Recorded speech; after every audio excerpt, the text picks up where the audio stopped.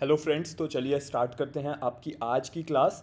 यानी आज की डेट के जितने भी most important daily current affairs हैं, जितने भी इम्पॉर्टेंट पीआईबी न्यूज़ हैं जो कि आपके अपकमिंग एग्ज़ाम में पूछे जा सकते हैं, वो सारे के सारे आज हम लोग कवर कर लेंगे। तो इस क्लास को बिल्कुल लास्ट तक देखना एंड अपने नोट्स बनाते हुए चलना।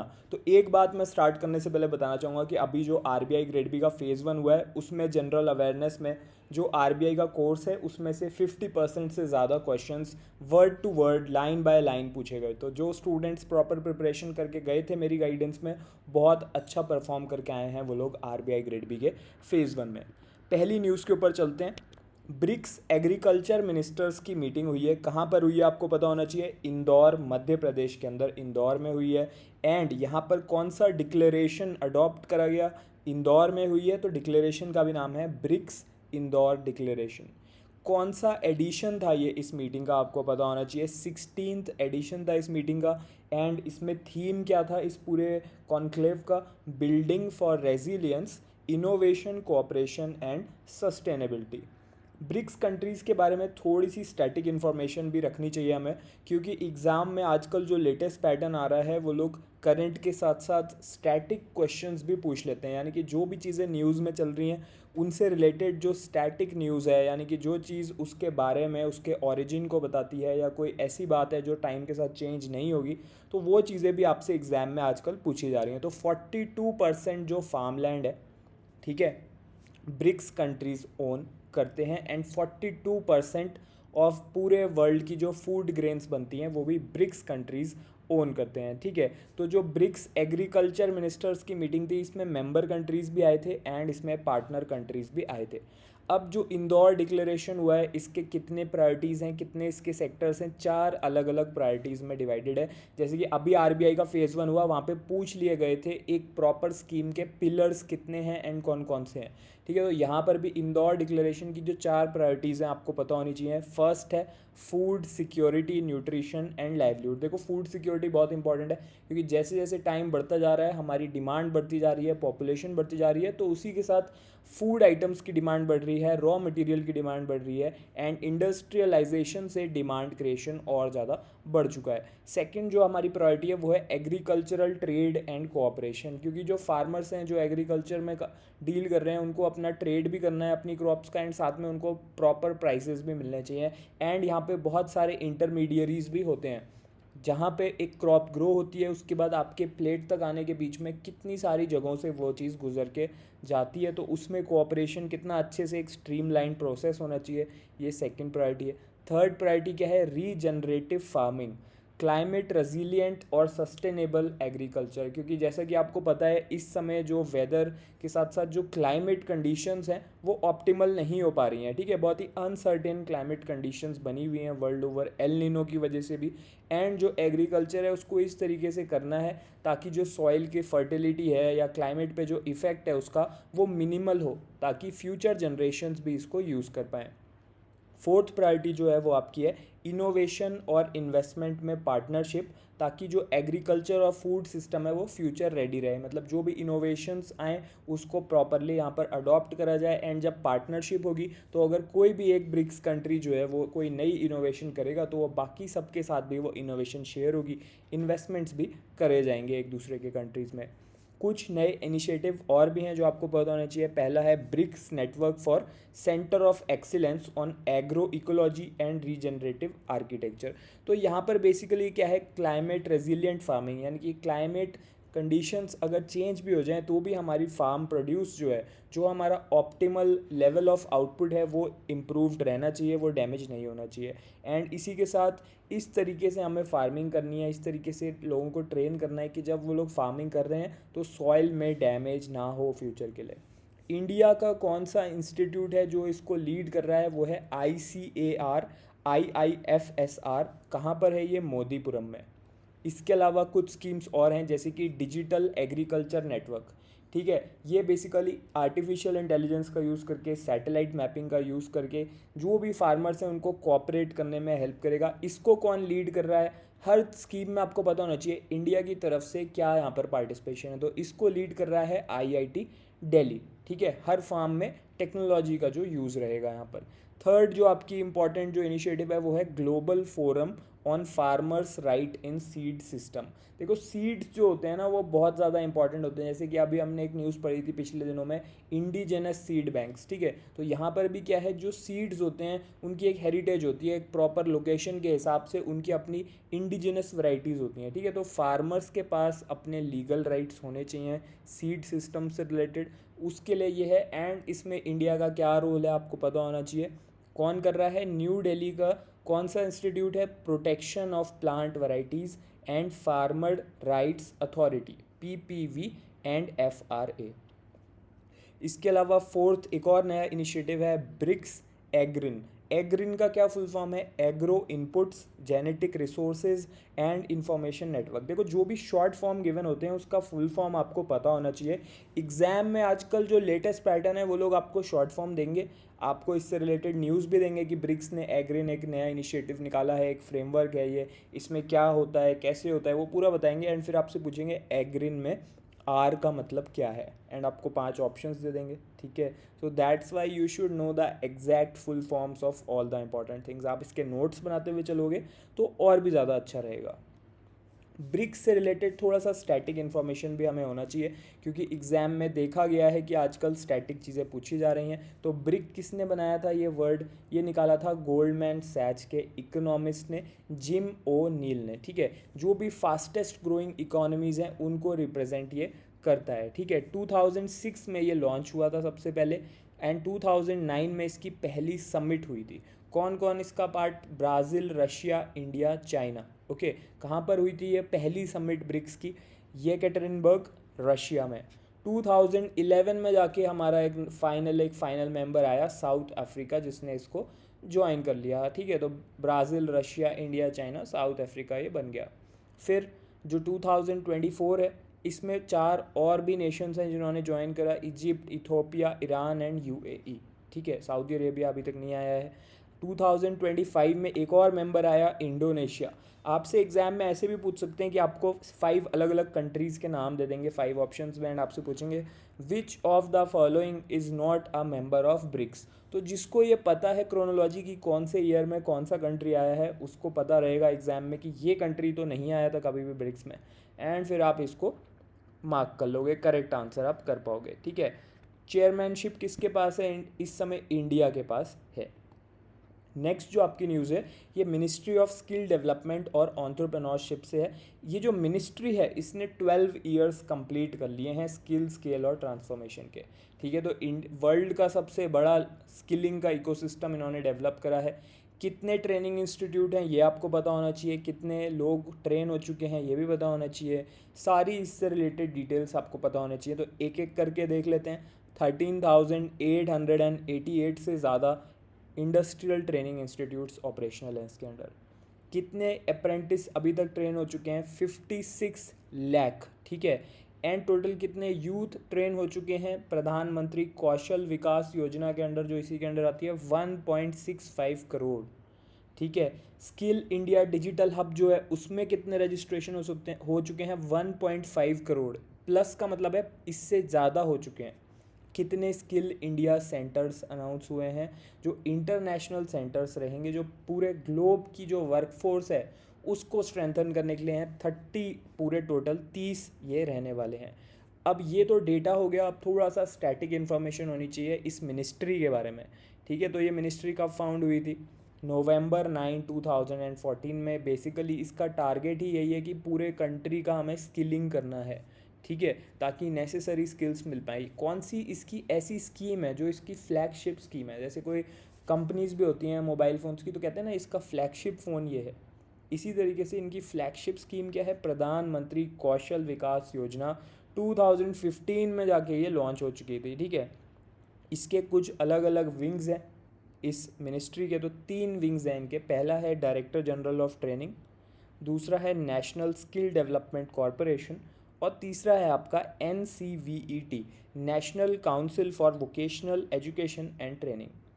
कौन सा इनका ऑनलाइन प्लेटफॉर्म है आपसे पूछा जा सकता है, स्किल इंडिया डिजिटल हब इस प्लेटफॉर्म का नाम है, जिसका हमने अभी पढ़ा भी था स्टार्टिंग में इस न्यूज़ के कि 1.5 करोड़ से भी ज़्यादा इसमें पोर्टल पे रजिस्ट्रेशंस हो चुके हैं, ठीक है। नेक्स्ट न्यूज़ के ऊपर चलते हैं। जो हमारे यूनियन मिनिस्टर ऑफ कम्युनिकेशन हैं श्री ज्योतिरादित्य सिंधिया, उन्होंने एक नई सर्विस को लॉन्च करा है। यह है ड्रोन बेस्ड मेल ट्रांसमिशन। मतलब जो आपका पोस्ट ऑफिस होता है वो अब ड्रोन्स का यूज़ करेगा अपनी मेल्स भेजने के लिए। बट कौन से स्टेट में ये हो रहा है? हिमाचल प्रदेश में। ठीक है, क्या रूट रहेगा इसका ये भी पूछा जा सकता है। मंडी हेड पोस्ट ऑफिस जो है वहाँ से लेकर रिहारदार ब्रांच पोस्ट ऑफिस तक कितना डिस्टेंस कवर करेगा ये ड्रोन जो है? 12 किलोमीटर्स करेगा। वैसे 2 घंटे लगते हैं, ठीक है, अगर आप बाय रोड जाओगे। बट इसको मेल को फास्ट पहुंचाने के लिए आप ड्रोन से जब जाएगा ये, तो कितना टाइम लगेगा? सिर्फ 7 मिनट्स के अंदर अंदर। एरियल डिस्टेंस कम होता है क्योंकि, तो डायरेक्टली ड्रोन इसको ट्रांसफ़र कर देगा। तो जो मेल्स हैं उनकी ट्रांसमिशन के लिए करा गया है। नेक्स्ट न्यूज़ जो है वो आपको पता होनी चाहिए कि जो इंडियन प्रेसिडेंट हैं द्रौपदी मुर्मू जी, ठीक है, इन्होंने मर्जर को अप्रूव कर दिया है। किसका? REC लिमिटेड, ठीक है, इसका मर्जर हो चुका है पावर फाइनेंस कॉरपोरेशन के अंडर। सो REC अब ये डायरेक्टली PFC के अंडर आ चुकी है। एंड ये अनाउंसमेंट पहले ही हो चुका था इसके मर्जर का। निर्मला सीतारमन जी ने हमें पहले ही बता दिया था यूनियन बजट जब 2026 में आया था। अब पावर फाइनेंस कॉरपोरेशन क्या है? देखिए, ये एक गवर्नमेंट ऑफ इंडिया की ऑर्गेनाइजेशन है एंड ये 1986 में इस्टेब्लिश हुई थी। तो आपको ये ईयर भी पता होना चाहिए। अब पावर फाइनेंस कॉरपोरेशन है तो कौन सी मिनिस्ट्री के अंडर होगी? मिनिस्ट्री ऑफ पावर के अंडर। हेडक्वार्टर इसका न्यू दिल्ली में है। इनके मैनेजिंग डायरेक्टर एंड चेयरमैन कौन है? श्री परमिंदर चोपड़ा जी। ठीक है, तो आपको पता होना चाहिए कौन किस में मर्ज हुआ है। REC limited power finance corporation में मर्ज हो चुकी है। नेक्स्ट आपकी न्यूज़ को देख लेते हैं। तो मिनिस्ट्री ऑफ आयुष जो है हमारी, ठीक है, उसने क्या करा है? एक गिनीज वर्ल्ड रिकॉर्ड बना दिया है। सबसे ज़्यादा व्यूअर्स उनके यूट्यूब पे लाइव योगा का जो स्ट्रीम हुआ था, ठीक है, उसमें गिनीज वर्ल्ड रिकॉर्ड बना कि इतने ज़्यादा व्यूअर्स वहाँ पर आए एक ही टाइम पर। तो कितने थे? 4,35,831 व्यूअर्स। ठीक है, तो कॉमन योगा प्रोटोकॉल, ये एक बिगिनर फ्रेंडली एक तरीका है योगा में एंटर करने का। ठीक है, एंड जो मूवमेंट है जो ग्लोबल लेवल पे चल रहा है वो क्या है? योगा 365, यानी कि 365 डेज आपको करना चाहिए। Better for the physical health and the mental health also. Next news के ऊपर चलते हैं। Indian national space promotion and authorisation centre, जिसको IN स्पेस बोलते हैं, इसने 3 स्टार्टअप्स को सेलेक्ट करा है। ठीक है, उसमें से 2 जो है बेंगलोर में बेस्ड हैं। किस चीज़ के लिए? टेक्नोलॉजी अडॉप्शन फंड के अंडर। अब इनको 500 CR का जो टेक्नोलॉजी अडॉप्शन फंड है उनके अंडर इनको 25 CR तक की एलिजिबिलिटी बन के, तो इनको इतना फंड मिलेगा। किस चीज़ के लिए मिलेगा? ये बेसिकली जो स्पेस रिसर्च कर रहे हैं, स्पेस में जो डिप्लॉयमेंट करेंगे आगे चल के, उसको प्रमोट करने के लिए, इनको सपोर्ट करने के लिए। इन कंपनीज़ का क्या क्या नाम है? आपको तीनों कंपनीज़ का नाम भी पता होना चाहिए। ऐसा हो सकता है कि एग्जाम में आपको एक और एक्स्ट्रा कंपनी का नाम दे दें एंड फिर आपसे पूछें कि which of the following was not selected bye IN space for the funding. Okay, तो आपको नाम पता होना चाहिए। पहला है एस्ट्रोबेस स्पेस टेक्नोलॉजी, दूसरा है सेटस्योर एनालिटिक्स। तो ये जो दोनों जो हैं ये दोनों बेंगलोर बेस्ड हैं। थर्ड वाला जो है वो हैदराबाद बेस्ड है, TM2 स्पेस। ये सब AI का यूज़ करते हैं एंड बेसिकली सब अलग अलग डिफरेंट स्पेस रिलेटेड टेक्नोलॉजीज़ को डेवलप कर रहे हैं। ओके, एक आपको AI ड्रिवन लार्ज अर्थ ऑब्जर्वेशनल मॉडल के बारे में पता होना चाहिए, जो आर्टिफिशियल इंटेलिजेंस बेस्ड प्लेटफॉर्म है। इसका नाम है धारिनी। इसको सेटस्योर एनालिटिक्स इंडिया बेंगलुरु ने डिज़ाइन करा है। किस चीज़ के लिए? इंडिया में जो रिमोट सेंसिंग कैपेबिलिटीज़ होती हैं, जो जियोग्राफिकल जियो लोकेटर्स होते हैं, जो सैटेलाइट्स के थ्रू आपका डेटा प्रोसेस करते हैं एंड प्रॉपर अगर कोई रिसोर्स है उसको ट्रैक करना है, किसी क्रॉप्स की मॉनिटरिंग करनी है, वेदर मॉनिटरिंग करनी है, तो वहाँ पर ये टेक्नोलॉजी यूज़ होती है। तो धारिनी जो है ये AI बेस्ड है एंड इस कंपनी के थ्रू ये इनोवेशन है। नेक्स्ट जो आपकी न्यूज़ है, E100। अभी तो हम लोग E20 की बात कर रहे थे, फिर E85 की बात कर रहे थे। अब E100 को पूरा रिकॉग्निशन मिल चुका है, यानी कि 100% प्योर इथेनॉल फ्यूल ये रहने वाला है। इसको इंडिया ने रिकॉग्नाइज कर दिया है। एंड इसी के साथ फ्लेक्स फ्यूल व्हीकल्स जो हमने पहले भी पढ़े थे न्यूज़ में, अब उनके लिए रास्ता साफ है, यानी कि अब यही आपका फ्यूचर है। तो इथेनॉल क्या होता है? एक एल्कोहल होता है, बट ये क्रॉप से बनता है, यानी कि प्लांट से बनता है। ठीक है। जब इसको हम लोग पेट्रोल में मिक्स करेंगे तो जो क्लीनर फ्यूल निकल के आता है, यानी कि वो कम पॉल्यूशन करता है, वो थोड़ा सा चीपर टू प्रोड्यूस भी रहता है। तो E100 में 100% एथेनॉल होगा प्योर और 0% पेट्रोल रहेगा। इंडिया का टारगेट क्या है ये भी आपको पता होना चाहिए। E20 के लिए 20% ब्लेंडिंग का टारगेट है 2025-2026 तक। ओके, ये जो टारगेट है ऑलरेडी अचीव हो चुका है। अब E85 जो है वो रोल आउट हो रहा है धीरे धीरे। ये हेल्प कैसे करेगा इंडिया की? देखो, जब आप कोई डिस्क्रिप्टिव आंसर लिखते हो तो आपको उसके रीजंस पता होने चाहिए। जितना अच्छे से आप अपने आंसर को बैक करोगे with the proper logical arguments and data, उतने अच्छे मार्क्स आप डिस्क्रिप्टिव में, अगर आप आरबीआई का फेज 2 दे रहे हो या फिर आप कोई भी एग्जाम में डिस्क्रिप्टिव राइटिंग कर रहे हो, तो वहाँ पे आपको हेल्प मिलेगी। अगर आप इंटरव्यू में भी अपने आंसर को स्ट्रॉन्ग बनाना चाहते हो, अपने आर्ग्यूमेंट को, तो आपको डेटा बताना पड़ेगा, आपको प्रॉपर लॉजिकल रीजंस बताने पड़ेंगे। तो इंडिया के लिए हेल्पफुल क्यों है, क्यों इंडिया इसको इतना एग्रेसिवली पुश कर रहा है? सबसे पहले तो सेविंग्स बहुत ज़्यादा होंगी, क्योंकि आपको पता ही है कि जो वैसे जो आपके फ्यूल्स आते हैं वो इंपोर्ट करता है इंडिया, ठीक है। तो जब E100 आ जाएगा तो आप सोचो कितनी सेविंग्स होंगी, ठीक है।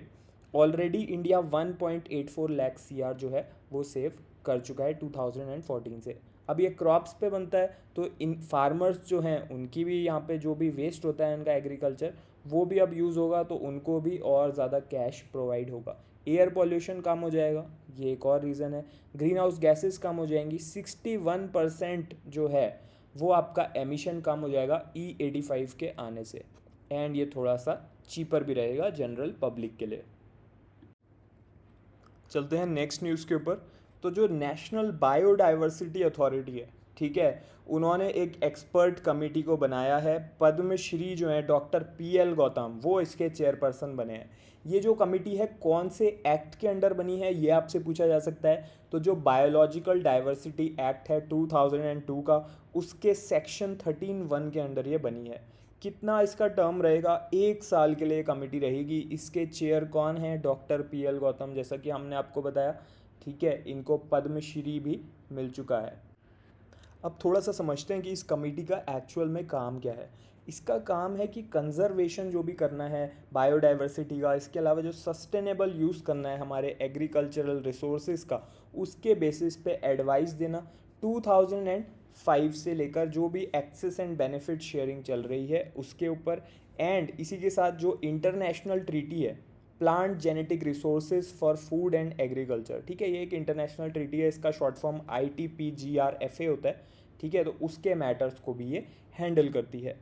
अब आपको थोड़ा सा पता होना चाहिए इसको एग्जीक्यूट कौन करेगा। ये जो पैनल अब रिकॉन्स्टिट्यूट हो चुका है, नए चेयरपर्सन आ चुके हैं, ठीक है। तो बेसिकली एग्जीक्यूशन इसका मिनिस्ट्री के अंडर होता है, ministry of agriculture and farmer welfare के अंडर, ठीक है। जो भी रिसर्च इसमें होती है उसमें Indian council of agriculture research यानी कि ICAR, एंड जो भी स्पेशलाइज्ड नेशनल लेवल के ब्यूरो होते हैं प्लांट्स के लिए, एनिमल्स के लिए, फिश के लिए, वो इसमें पार्टिसिपेट करते हैं। कौन सी ऐसी यूनिवर्सिटी है जो इससे रिलेटेड है इनोवेशन में? सबसे पहली है तमिलनाडु एग्रीकल्चर यूनिवर्सिटी, ठीक है। तो कौन से स्टेट की है? तमिलनाडु की। एंड इसी के साथ नेशनल इनोवेशन फाउंडेशन भी, ठीक है। लीगल लेवल पे कौन एक्सपर्टीज़ दे रहा है? नालसार यूनिवर्सिटी ऑफ लॉ दे रहा है। इसमें कौन से कॉन्सेप्ट को यूज़ करा जा रहा है? इस पूरे के पूरे जो समिट बनाई गई है, जो यहाँ पर अथॉरिटी कमिटी सेटअप करी गई है, एक्सेस एंड बेनिफिट शेयरिंग, ठीक है, ये आपको पता होना चाहिए। नेक्स्ट जो आपकी न्यूज़ है, निकोबार वेस्ट कोस्ट जो है वहाँ पे 4 अलग अलग साइट्स जो हैं वो आइडेंटिफाई कर ली गई हैं कोरल्स के ट्रांसलोकेशन के लिए। कोरल क्या होता है? देखो, जब आप अंडर वाटर जाओगे, आप कभी अंडर वाटर एक्सप्लोर करोगे या उसके बारे में पढ़ोगे तो आपको पता चलेगा छोटे छोटे अंडर वाटर एनिमल्स होते हैं, उनको पॉलिप्स कहते हैं, ठीक है। यही कोरल्स होते हैं एंड इनके बहुत अलग अलग कलर्स होते हैं। अगर आपने कभी डिस्कवरी चैनल या नेशनल ज्योग्राफिक देखा होगा तो आपने देखा होगा जब वो लोग स्कूबा डाइविंग करने जाते हैं तो वहाँ पे प्लांट्स जैसे आपको दिखेंगे अलग अलग रेड, ब्लू, ग्रीन कलर के, बट वो असल में प्लांट्स नहीं होते, वो छोटे छोटे अंडर वाटर एनिमल्स होते हैं, ठीक है। वो एक एल्गी का फॉर्म है जो कि जूजैंथले भी कहा जाता है, जो उसके अंदर लिव करता है, ठीक है। तो ये एक सिम्बायोटिक रिलेशनशिप होती है कोरल और एल्गी के बीच में, जिससे दोनों सर्वाइव करते हैं। तो ट्रांसलोकेशन क्या है? बहुत सारी कोरल कॉलोनीज़ जो हैं जहाँ पर वो एक्सटिंक्ट हो सकती हैं, एंडेंजर्ड हैं, उनको वहाँ से हटा के अब इनको कहाँ लेके जाएगा? निकोबार वेस्ट कोस्ट में 4 अलग अलग साइट्स पे, ताकि उनको प्रिजर्व करा जा सके। इंडिया में ये लीगली प्रोटेक्टेड स्पीशीज़ है, यानी कि शेड्यूल 1 स्पीशीज़ है। कौन सा एक्ट इसके अंदर डील करेगा, वो है वाइल्ड लाइफ प्रोटेक्शन एक्ट। ठीक है, इंडिया पहले भी ये कर चुका है, कहाँ पर कर चुका है, गल्फ ऑफ कच्छ, गुजरात में। ठीक है, नेक्स्ट जो आपकी न्यूज़ है, made in India military transport aircraft, पहली इसकी टेस्ट फ्लाइट हो गई। कहाँ पर हुई ये भी आपको पता होना चाहिए, एयरक्राफ्ट का नाम क्या है ये भी आपको पता होना चाहिए। ठीक है, तो ये हुई है वडोदरा गुजरात में। C295 इस मिलिट्री ट्रांसपोर्ट एयरक्राफ्ट का नाम है। तो किसने इसको डेवलप करा है ये भी आपको पता होना चाहिए, टाटा और एयरबस। एयरबस जो यूएस की कंपनी है और टाटा जो इंडियन कंपनी है, इन दोनों के कोलैबोरेशन से ये मैन्युफैक्चर करा गया है। पूरी कितनी कॉस्ट आई इस कॉन्ट्रैक्ट की, 21,935 करोड़ ये पूरा कॉन्ट्रैक्ट है, इसके अंडर ही ये बनाया गया है। कितने इसमें एयरक्राफ्ट्स रहेंगे, 56 ऐसे एयरक्राफ्ट्स रहेंगे जो ट्रांसपोर्ट एयरक्राफ्ट होते हैं, यानी कि ये पूरे के पूरे टैंक्स, पूरे के पूरे ट्रक्स को ट्रांसपोर्ट करा जा सकता है इनमें रख के। इसमें से 16 एयरक्राफ्ट जो हैं वो स्पेन में बनेंगे, बाकी के 40 जो हैं 56 में से वो इंडिया में असेंबल होंगे। ठीक है, तो ये भी आपको पता होना चाहिए। इसके अलावा जो पुराने प्लेन्स हैं मिलिट्री ट्रांसपोर्ट के, किसको ये रिप्लेस करेगा ये भी पता होना चाहिए, ये आपके AN-32 एंटोनोव रहने वाले हैं, एंड इसी के साथ एवरो 748। ओके, नेक्स्ट न्यूज़ के ऊपर चलते हैं, प्रोजेक्ट कुश। अब प्रोजेक्ट कुश क्या है, ये बेसिकली एक आपका सरफेस टू एयर मिसाइल है। ठीक है, ये कौन डेवलप कर रहा है, DRDO। ये बेसिकली किससे इंस्पायर्ड है, रशिया का जो फेमस S-400 है ट्रायम्फ सिस्टम, जिस S-400 जो इतना पॉपुलर हुआ था अभी रिसेंटली जब इंडिया एंड पाकिस्तान कॉन्फ्लिक्ट हुई थी, जब आपको ड्रोन्स के बारे में पता चल रहा था, आपको पता चल रहा था बॉर्डरिंग एरियाज़ में कैसे ballistic missiles and drones and everything was going on, तो उस समय S-400 ने ही इंडिया के बहुत सारे you can say essential targets को प्रिजर्व करके रखा, उनको प्रोटेक्ट करके रखा। ठीक है, तो उन मिलिट्री बेसिस को S-400 ने प्रोटेक्ट करा था, एंड अब उसी की तरह एक नया surface to air missile project Kush यहाँ पर बनेगा, और पूरा जो प्लान है इसका नाम है मिशन सुदर्शन चक्र। ठीक है, तो बेसिकली AI पावर्ड ये रहेगा, एंड 2035 तक ये इंडिया के पूरे स्काई को प्रोटेक्ट कर लेगा। अब इसमें 3 अलग अलग रेंज रहने वाली है। क्या रेंज रहेगी, M1 M2 M3, 150 kilometre, 250 kilometre, 350 से 400 किलोमीटर, यानी कि 350 से 400 किलोमीटर दूर भी अगर कोई टारगेट है तो उसको भी वहाँ से रोका जा सकता है, ताकि कोई भी फाइटर जेट अगर आ रहा है, ड्रोन आ रहा है, मिसाइल आ रहा है, बॉम्ब आ रहा है, कोई भी बैलिस्टिक मिसाइल भी आ रहा है, तो उसको प्रोजेक्ट कुश जो है वो डिस्ट्रॉय कर सकता है। नेक्स्ट हम लोग बात कर रहे हैं DRDO से रिलेटेड एक और न्यूज़ आ चुकी है। 3 अलग अलग फ्लाइट टेस्ट जो हुए वो DRDO ने कंडक्ट करा दिए हैं। Multi layer ballistic missile defence system, यानी कि बैलिस्टिक मिसाइल का जो डिफेंस सिस्टम है कहाँ पे हुए हैं, ये चांदीपुर उड़ीसा में। ये भी चीज़ आपको पता होनी चाहिए। ज़्यादातर क्या होता है, जो चीज़ टेस्ट हुई है वो नहीं पूछेंगे, किसने टेस्ट करी है वो नहीं पूछेंगे, कभी कभार आपसे पूछ लेंगे लोकेशन क्या थी इस टेस्ट की। इंटीग्रेटेड टेस्ट रेंज कहाँ पे, उड़ीसा में चांदीपुर में। ठीक है, थोड़ी सी स्टैटिक इन्फॉर्मेशन भी आपको होनी चाहिए इससे रिलेटेड, बैलिस्टिक मिसाइल क्या होती है। ठीक है, तो बेसिकली इसमें 4 अलग अलग रेंजेस होती हैं, short range, medium range, intermediate range और इंटरकॉन्टिनेंटल। तो इसकी जो मैक्सिमम रेंज है वो 5500 किलोमीटर दूर तक की से भी ज़्यादा की है। ठीक है, जैसे कि इंडिया के पास अग्नि 5 जो है। बैलिस्टिक मिसाइल सिस्टम कब से स्टार्ट हुई बननी इंडिया में, 1999 से। ये जो मिसाइल इंडिया की जो शील्ड बनेगी मिसाइल्स की, ठीक है, तो इसमें क्या क्या फेजेस रहेंगे। अभी जो फेज़ ऑपरेशनल है वो है फेज़ 1। ठीक है, यहाँ पे पृथ्वी डिफेंस व्हीकल यूज़ होता है, एडवांस्ड एयर डिफेंस यूज़ होता है, तो 2000 किलोमीटर तक की कोई मिसाइल अगर आ रही है उसको शूट डाउन करा जा सकता है। अब जो फेज़ 2 है वो एडवांस्ड है। ठीक है, AD-1 AD-2 ये 2 अलग अलग मिसाइल्स होंगी, इनकी जो डिस्टेंस रेंज रहेगी वो 5000 किलोमीटर तक रहेगी, तो बेटर रेंज अब रहेगी, बेटर प्रोटेक्शन रहेगा। एंड आने वाले फ्यूचर में hypersonic anti and anti missile भी यहाँ पर डेवलप करे जाएंगे, यानी कि जो और भी ज़्यादा स्पीड में या और भी ज़्यादा दूर की रेंज से मिसाइल्स आ रही हैं वो उनको हवा में ही स्टॉप कर देने का ballistic missile defence system develop करा जा रहा है।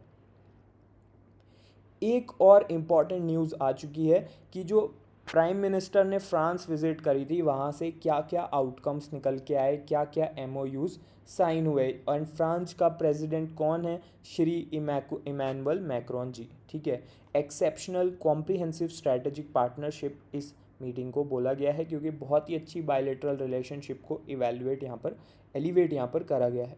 कौन कौन से एमओयूज या एग्रीमेंट्स हुए हैं आपको पता होना चाहिए। India France innovation road map, target है 2030। इसके अलावा इंडिया और फ्रांस का एआई वर्किंग ग्रुप बनाया गया है। एक एमओयू करा गया है, ठीक है, एरोनॉटिक्स और एलाइड सेक्टर्स में एनएसटीआई कानपुर में। इसके अलावा इंडिया का जो यूपीआई है वो फ्रांस में कैसे एक्सपैंड करा जा सकता है, इससे रिलेटेड भी डिस्कशन हुआ है। 10 अलग अलग इंडियन स्टार्टअप्स को इंक्यूबेशन कराया जाएगा। एंड इसी के साथ department of science and technology जो है, ठीक है, एंड जो फ्रांस का रिलेटेड इंस्टीट्यूट है वो मिल के एक सेंटर बनाएंगे डिजिटल साइंसेस का। एक आईसीसीआर की इंडिया चेयर बनी है, उसका नाम क्या है, कहाँ पर है? पेरिस की यूनिवर्सिटी में बनी है। ठीक है, उस चेयर का नाम है एआई इनोवेशन एंड कल्चर। ठीक है, तो एआई एक अपकमिंग कॉन्सेप्ट है, ऑलरेडी एआई यहाँ पर आ चुका है, आप देखते हो हर जगह अब एआई आ चुका है। इनोवेशन और कल्चर को भी प्रमोट करा जाएगा इसमें। Indian council of medical research और फ्रांस का क्या है, हेल्थ डेटा हब, इन दोनों के बीच में एक एलओआई साइन हुआ है, लेटर ऑफ इंटेंट। ठीक है, और इसके अलावा इकोनॉमिक सिक्योरिटी डायलॉग एक इस्टेब्लिश करा गया है। रेलवेज़ में भी बात हुई है, मेडिकल में भी बात हुई है, स्टार्टअप से रिलेटेड भी एग्रीमेंट्स हुए हैं। इसके अलावा एक जनरल सिक्योरिटी एग्रीमेंट हुआ है, किस चीज़ के लिए? जो भी क्लासिफाइड इन्फॉर्मेशन होती है, जो सीक्रेट होती है, जो पब्लिक को नहीं दी जा सकती, बहुत सेंसिटिव इन्फॉर्मेशन होती है, उसको कैसे मैनेज करना है, कैसे आपस में कम्युनिकेट करना है, प्रोटेक्शन कैसे रखना है, उसके बारे में। इसके अलावा स्पेस टेक्नोलॉजी से भी रिलेटेड एक एग्रीमेंट हो चुका है, इसरो और सीएनईएस से रिलेटेड। सीएनईएस फ्रांस का है, ठीक है, किस सेक्टर में? स्पेस में, माइक्रो ग्रेविटी रिसर्च में, और ह्यूमंस का स्पेस एक्सप्लोरेशन में।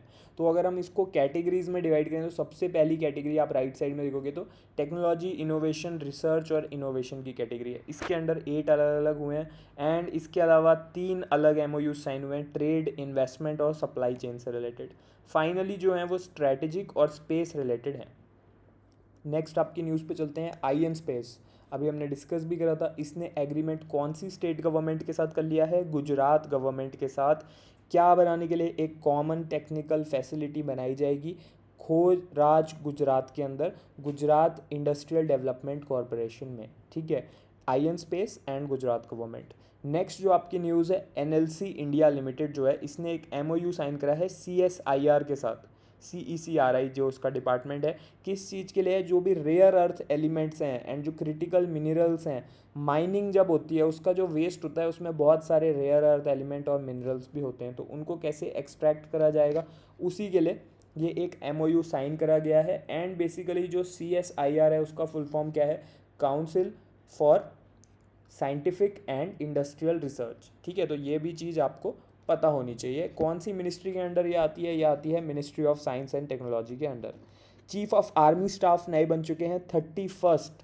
ठीक है, कौन है? जनरल उपेंद्र द्विवेदी जो थे वो रिटायर हो चुके हैं, उनकी जगह पे आ गए हैं लेफ्टिनेंट जनरल धीरज सेठ, तो अब ये जनरल बन जाएंगे।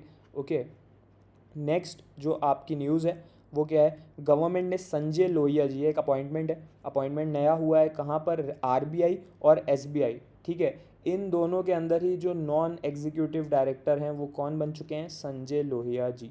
ठीक है, ये सेक्रेटरी हैं डिपार्टमेंट ऑफ फाइनेंशियल सर्विसेज के। एम नागराजू को इन्होंने सक्सीड कर लिया है। नेक्स्ट है आपका वर्ल्ड इकोनॉमिक फोरम से रिलेटेड। तो जो वर्ल्ड इकोनॉमिक फोरम है इसने अपना नया टेक्नोलॉजी पायनियर्स कोहॉर्ट निकाला है, यानी कि 100 अलग अलग ऐसे स्टार्टअप्स, ठीक है, जो 23 अलग अलग कंट्रीज़ को बिलोंग करते हैं उनको सिलेक्ट करा जाएगा। ठीक है, एंड 9 इंडिया से। तो इसमें ये जो सिलेक्ट हुए हैं, इंडिया के कितने हुए हैं? 9 हुए हैं। फर्स्ट कौन आया इस कोहॉर्ट में? ठीक है, जो फर्स्ट आया वो है यूएसए 43 स्टार्टअप्स के साथ। सेकंड आया चाइना 10 स्टार्टअप्स के साथ, एंड उसके बाद है यूके 8 स्टार्टअप्स के साथ। तो इंडिया के 9 इमर्जिंग स्टार्टअप्स के साथ साथ 28 अलग अलग इंडियन फर्म्स को भी अब रिकॉग्नाइज करा गया है। वर्ल्ड का पहला ट्रिलियनियर कौन बना है? ऑन पेपर एलन मस्क बन चुके हैं। ठीक है, स्पेस एक्स के थ्रू बने, कौन सी कंपनी के थ्रू बने ये भी आपको पता होना चाहिए कि स्पेस एक्स के थ्रू बने, क्योंकि जो एलन मस्क है वो और भी कंपनीज ओन करते हैं, बट ऐसा नहीं है कि किसी और कंपनी का नाम आप मार करके आ जाओ एग्जाम में, ठीक है। तो स्पेस एक्स ने अपना आईपीओ करा स्टॉक मार्केट में, उससे एलन मस्क बन गए इंस्टेंटली ट्रिलियनर। तो कितने शेयर्स सोल्ड हुए और कितने रेट पे हुए, 555 million shares at $135 each. Okay, ये भी आपको पता होना चाहिए। आईपीओ क्या होता है, जब कोई भी प्राइवेट कंपनी अपने शेयर्स जो है वो पब्लिक को बेच देती है, स्टॉक मार्केट में बेचना स्टार्ट करती है, तो इसको हम लोग इनिशियल पब्लिक ऑफरिंग कहते हैं, ठीक है। किसका रिकॉर्ड इन्होंने तोड़ा है, स्पेसएक्स ने, सऊदी अरामको का। नेक्स्ट जो आपकी न्यूज़ है, इंपॉर्टेंट डेट है जून 14, ठीक है। जून 14 वर्ल्ड ब्लड डोनर डे के नाम से जाना जाता है। बर्थ एनिवर्सरी है ये कार्ल लैंडस्टीनर की, जो कि एक बायोलॉजिस्ट थे ऑस्ट्रेलिया से, ठीक है। 2004 में WHO ने ये इसको इस्टेब्लिश करा था। इस बार का थीम क्या है आपको पता होना चाहिए, 1 drop of humanity, give blood, save lives. Okay, next जो है जून 14 के बाद अब जून 15 को ग्लोबल विंड डे, ठीक है। जो ग्लोबल विंड डे है 2007 में आया था, यूरोपियन विंड एसोसिएशन ने इसको इस्टेब्लिश करा था। थीम क्या है इस बार का, अवर विंड अवर कम्युनिटी। ये थी आज की सारी most important news items and important current affairs. अब अगर आप आरबीआई ग्रेड बी को क्लियर करना चाहते हो तो आप लेफ्ट साइड वाले कोर्स को चेकआउट कर सकते हो, एंड अगर आप एसबीआई पीओ या IBPS PO RRB PO clear करना चाहते हो तो आप इस बिगिनर टू बैंकर कोर्स को, सेकंड वाले कोर्स को चेकआउट कर सकते हो। इन दोनों का लिंक इस वीडियो के पिंड कमेंट में है। इन दोनों ही कोर्सेज़ में मैं आपको पर्सनली गाइड करता हूँ, पूरी प्रिपरेशन कराता हूँ प्रीलिम्स मेंस इंटरव्यू के लिए, एंड सारी क्लासेस, रिसोर्सेज, टेस्ट, सब कुछ आपको इनमें मिल जाएगा। तो आप इनको चेकआउट कर सकते हो, आपको पूरी क्लैरिटी मिलेगी एंड आप सही वे में प्रिपरेशन करोगे, क्योंकि मैं इसमें आपको पर्सनली गाइड करूँगा। तो अब हम लोग मिलेंगे अगली क्लास में, तब तक के लिए ऑल द बेस्ट।